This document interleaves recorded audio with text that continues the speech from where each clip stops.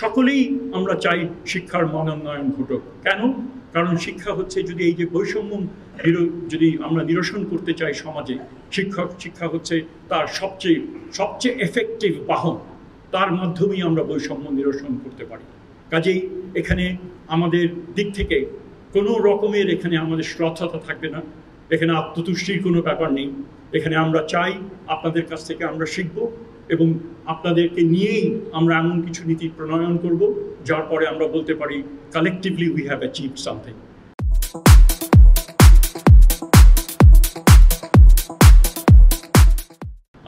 আসুন আমরা সবাই মিলে এমন ধরনের শিক্ষা ব্যবস্থা গড়ে তুলি, শিক্ষা প্রতিষ্ঠানগুলোকে এমন আকর্ষণের স্থান গড়ে তুলি যাতে করে আমাদের ছাত্রছাত্রীরা, আমাদের ছেলেমেয়েরা, আমাদের নাতিরা তারা যেন সেখানকেই সকালবেলা ঘুমের থেকে উঠেই কখন তারা স্কুলে যাবে সেটা যেন তারা ভাবতে পারে।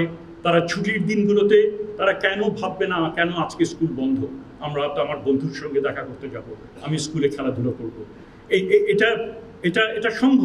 এটা সম্ভব যদি আমরা নিজেদেরকে এইভাবে একটু চিন্তা ভাবনা করি এবং নিজেদেরকে ওদের চাহিদাগুলো যদি নিজেরা আত্মস্থ করে সেই হিসেবে যদি নীতি প্রণয়ন করি। আজকে অতীতে বিভিন্ন সময়ে খুব ক্রূর রাজনীতির কারণে কিভাবে স্কুলগুলো নানান সমস্যার মধ্যে পড়েছে, আমরা সেই অবস্থা থেকে যেন পরিত্রাণ ঘটে তার জন্য আমরা চেষ্টা করছি। আমরা আশা করি আমরা ভবিষ্যতে যারা রাজনৈতিক দল যারা ক্ষমতায় আসবেন তারা এই বিষয়গুলো নিয়ে যত্নের সাথে যেন স্কুলগুলো এবং অন্যান্য যে কলেজগুলো সেগুলো যেন তারা সেখানে যেন শিক্ষার কেন্দ্রভূমিতে সেগুলো যেন পরিণত হয় তার জন্য তারা যত্নশীল থাকবেন। আমাদের দিক থেকে যতটুকু করার আমরা ততটুকু করব।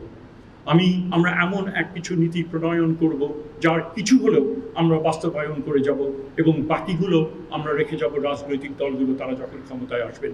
এবং আমাকে যে নতুন এক সম্ভাবনার দ্বারে আমরা এসে পৌঁছেছি, আমরা আশা করি যৌথভাবে আমরা সেই সম্ভাবনার দ্বার আমরা উন্মোচন করব এবং একই সাথে নতুন প্রজন্ম তারা যেন যোগ্য নাগরিক, শুধু এই দেশের নাগরিক না, তারা বিশ্ব নাগরিক হিসেবে তারা যেন প্রতিষ্ঠা লাভ করতে পারে। কারণ তার যোগ্য উদাহরণ কিন্তু আমাদের সামনে আছে, এই দেশে থেকেই তারা নেতৃত্ব দিচ্ছেন। সে ধরনের সম্ভাবনা যেন সকলের জন্য ঘটুক এই চাহিদা রেখে আমি আমার বক্তব্য শেষ।